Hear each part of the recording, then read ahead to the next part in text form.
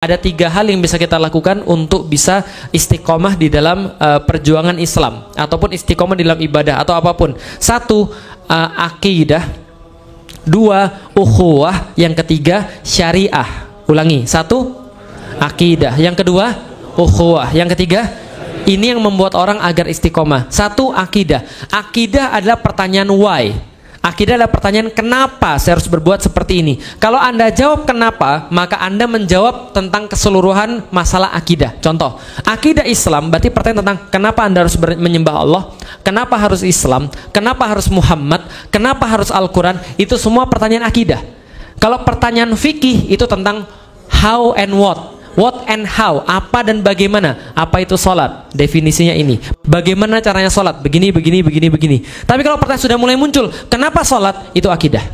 Paham maksudnya ya? Jadi kalau pertanyaan kenapa sholat itu bagian, kalau apa dan bagaimana itu pertanyaan fikih, gitu kan ya? Oke, jelas. Berarti kalau Anda mau untuk benar, untuk beragama di dalam Islam, senantiasa bertanya why, kenapa? Kenapa saya harus begini? Kenapa saya harus begitu? Kenapa soal Quran? Kenapa harus Islam? Tanyalah why. Suatu waktu Imam Ahmad bin Hanbal di penjara gara-gara bilang Al-Quran itu bukan makhluk.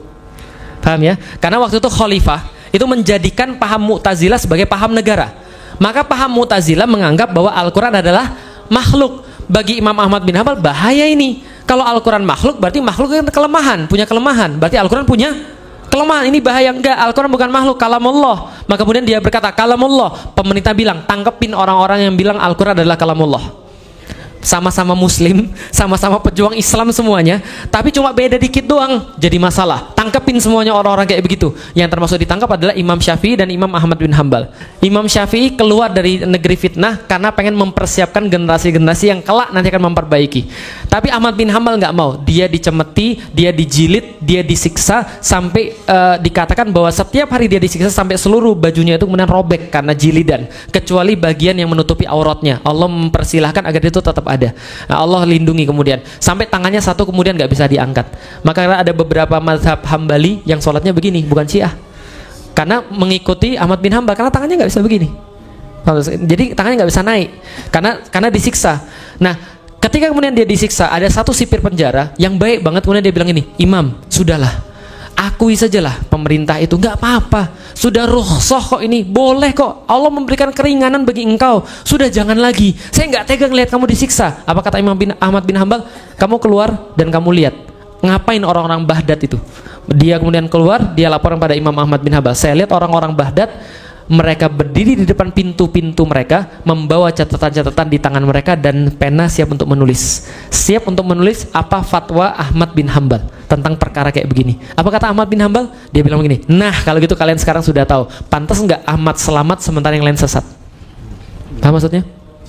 Kalau sampai dia ngomong bahwa Al-Quran adalah bukan kalamullah, demi keselamatan dia, itu berapa banyak orang yang kelak nanti akan sesat. Berapa banyak di dalam sejarah, tugas sejarah ini kemudian nggak terselesaikan gara-gara dia bilang seperti itu. Harus tetap ada orang yang kemudian berjihad di jalan Allah.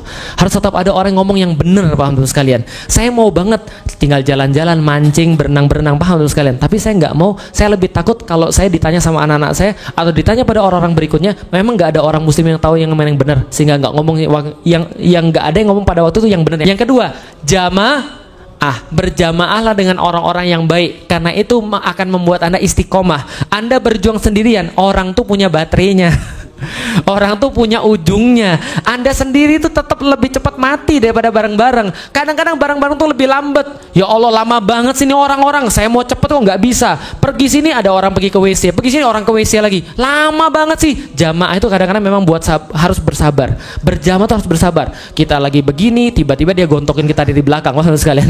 Kita lagi begini, dia bilang kita kemudian begini dan begitu. Harus sabar. Maka baca di dalam Al-Quran, Allah kata jangan berpecah belah, jangan saling memaki, jangan saling bermusuhan. Bersabarlah. Dalam surat Al-Kahfi, bersabarlah untuk berjuang bersama orang-orang mukmin.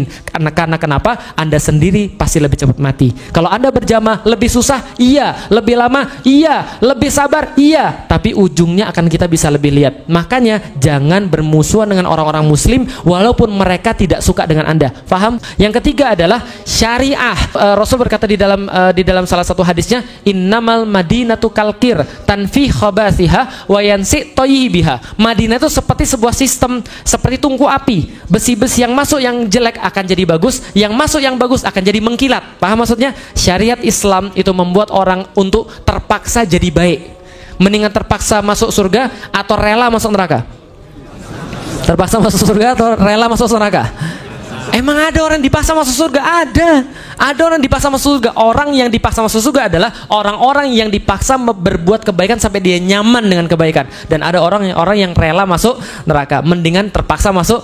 Itulah sistem Madinah. Sistem Madinah. Antum ketika pergi ke Madinah, pergi ke Mekah, mustahil antum bermaksiat. Bukan mustahil, sangat sulit banget untuk bermaksiat. Lagi mana bermaksiat? Allahu Akbar, toko tutup semua. Gimana mau belanja lagi ya sekalian? Sulit untuk melewatkan sholat berjamaah di Madinah. Sulit untuk kemudian pernah lihat ada yang nonton film porno di Masjid Nabawi? Nggak ada. Kenapa? Orang-orang di situ baca Quran semua, gitu kan ya. Orang di situ kemudian sholat semua. Kita sulit banget kalau nggak ikut baik. Nah, itulah sistem syariah namanya. Syariah itu membuat orang-orang semua baik secara berjamaah.